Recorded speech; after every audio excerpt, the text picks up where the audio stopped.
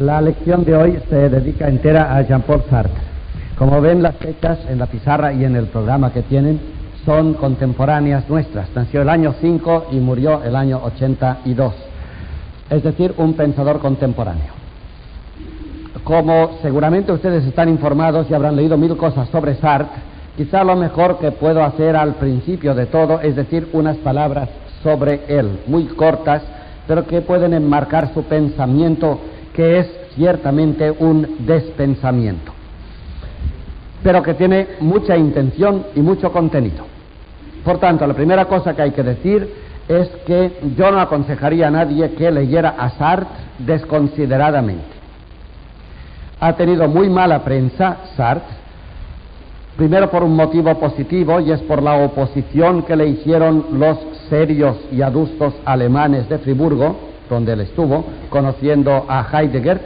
Heidegger está explicado ya desde el otro día, por una parte, y luego por una posición negativa, y es que en España el pensamiento de Sartre fue conocido de una forma más o menos seria en la República, y luego quizás subterráneamente durante el movimiento, durante el franquismo, y por tanto fue juzgado siempre apasionadamente.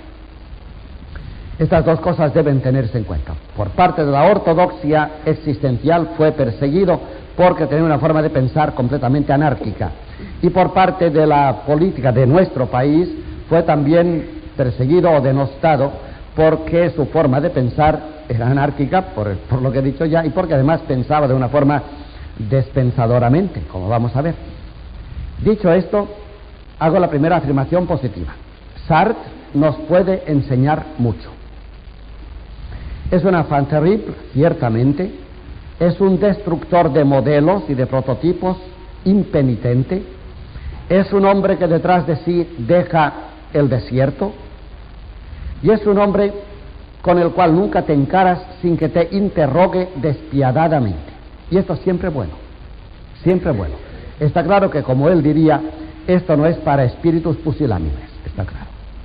Los arrugados no pueden acercarse a Sartre. Los arrugados. Pero los estirados sí. Los estirados sí, porque aguantan el interrogatorio y a lo mejor encima lo vencen. Dicho esto, creo que podemos proceder ya. Sartre es un hombre muy condicionado por la naturaleza, un hombre que tenía 3 años y murió su padre. Su madre, que era católica, su madre se volvió a casar y el padrastro le trató siempre duramente a Sartre. Es decir, que tuvo una infancia terrible, porque vio incluso que su madre amaba más al segundo marido que a los hijos, o que a él concretamente. Por tanto, es un hombre que llegó al mundo completamente desvalido y que además anduvo por el mundo en su infancia siempre desvalido. Y cuando se dedicó a pensar, tenía una forma de ser ya tan revolucionaria que los buenos pensadores de la época, a pesar de que en principio le admitían, al final le rehusaban siempre. Bastaría citar la anécdota que todos ustedes conocen, y es que en aquellos tiempos, después de la Primera Guerra Europea, sobre los años 20 hasta el 35, se dedicó furiosamente al comunismo, que entonces era furioso en toda Europa. Pues así todo el comunismo lo rechazó. O él al comunismo, es lo mismo. Esto no se sabe nunca porque es lo mismo exactamente. Es decir, que en los lugares más revoltosos del mundo, él era tan revoltoso que ni se encontraba él bien, ni los revoltosos que caminaban con él. Repito una vez más, esto hace interesante a Sartre. Y de hecho, como todos los contemporáneos cuentan, y posiblemente algunos de ustedes lo han conocido personalmente, era un hombre feísimo, súper feo, pero que tenía el privilegio de que la gente, y sobre todo las muchachitas, se le desmayaran en la Rive Gauche, cuando hablaba en los antros de París, que le gustaba estar siempre en los antros, en los cajones de París, en las boîtes. Entonces la gente que le escuchaba se sentaba en el suelo, y uno tras otro, casi rítmicamente, las muchachas se desmayaban. Y ciertamente no era ante el esplendor de la belleza facial de Sartre, no tenía ninguna. El pobre, además, encima era feísimo y tenía un ojo desorbitado que miraba siempre de extraperlo, pero hablaba bien, hablaba muy bien, y lo que decía no se entendía casi nunca. A Sartre no se le entiende. No, él mismo decía que no entendía lo que le había dicho. Pero tampoco se puede tomar superficialmente, ya lo diré. Es que el hombre piensa y despiensa inmediatamente. El hombre que siempre piensa lo mismo que pensó es un mal pensador. Y Sartre era tan veloz que pensaba y despensaba la misma cosa en un instante. Por tanto, no hay un pensamiento fijo de Sartre. Y ya para terminar, exponiendo como Sartre un hombre inquieto, inadaptado, revolucionario, de un pensamiento fuera de los paradigmas que conocemos, habrá que decir enseguida que él, contra los alemanes, de los que hablaré ahora inmediatamente una palabra, decía que el pensamiento filosófico existencial no se puede meter en un libro.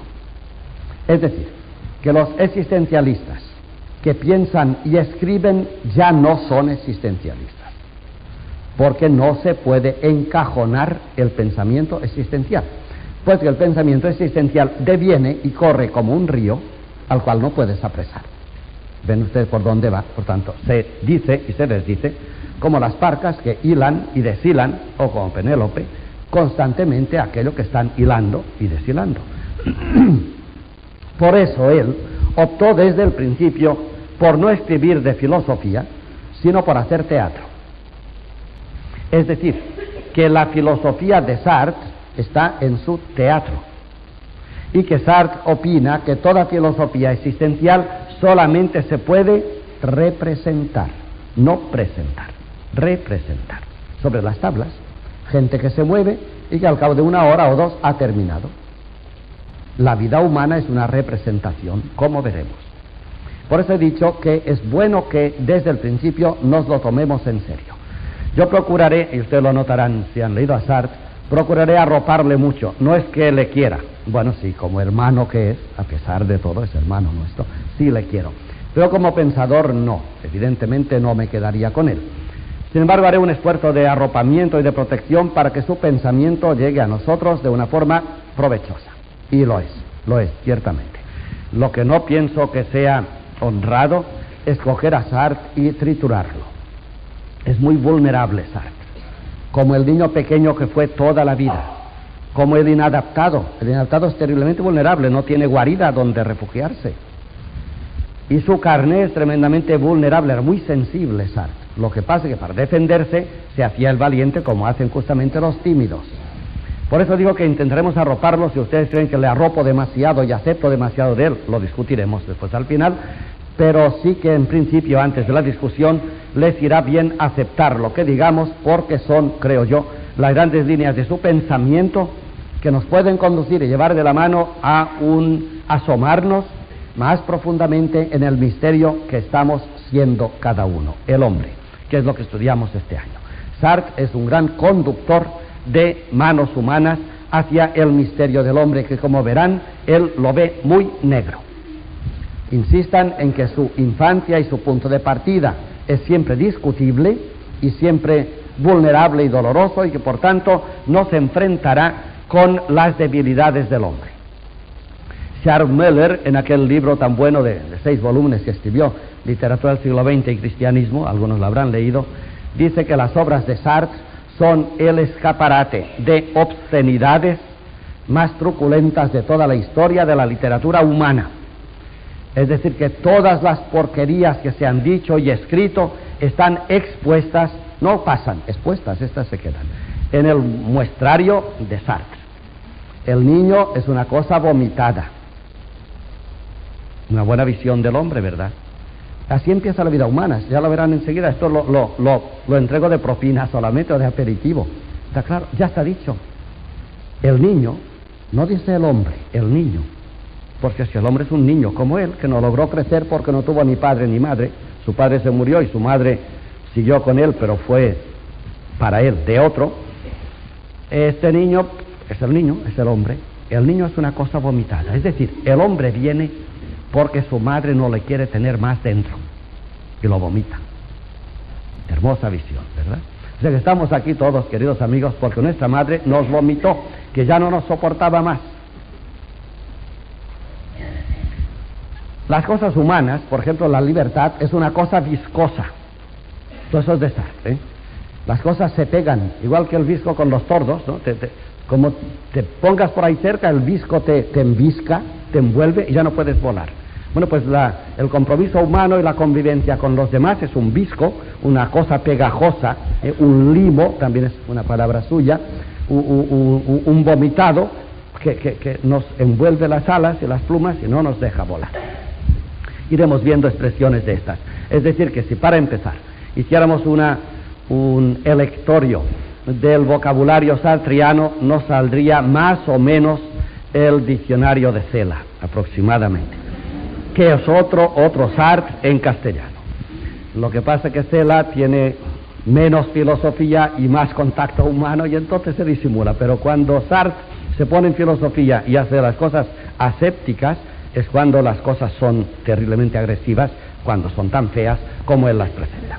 Y ahora empezamos ya en serio. Su primer pensamiento y fundamental.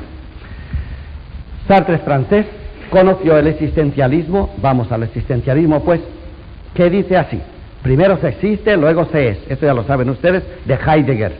Sartre escuchó a Heidegger y Heidegger escuchó a Sartre.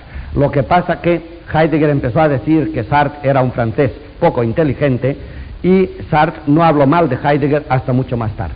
Sartre se aguantó más, quizá porque tenía más miedo. Heidegger estaba envuelto en un halo de inmortalidad ya en aquellos tiempos de los años 30. Pero sí es existencialista Sartre, y como ellos nos dice que el hombre es el que existe, todo lo demás no existe, lección del otro día. Todo lo demás está aquí, o está por encima si es que hay algo. Nosotros existimos. Y existir es estar en el tiempo para llegar a ser.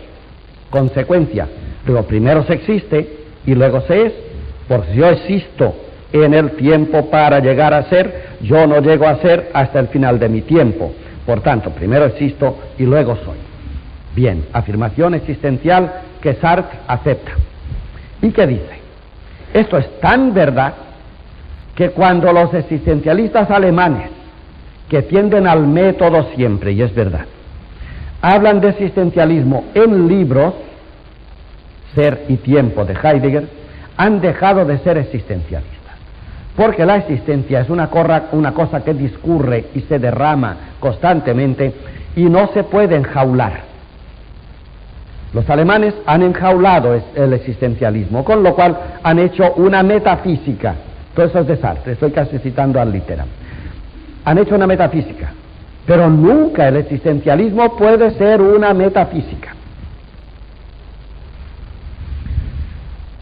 Así que ya empezamos con una crítica al existencialismo alemán. Los alemanes son existencialistas, pero cuando pretenden ser existencialistas y tener una visión del mundo y del hombre, y son capaces de circunscribirla o encasetarla o encasquillarla o enjaularla en un lugar determinado que es un método, dejan de ser existenciales.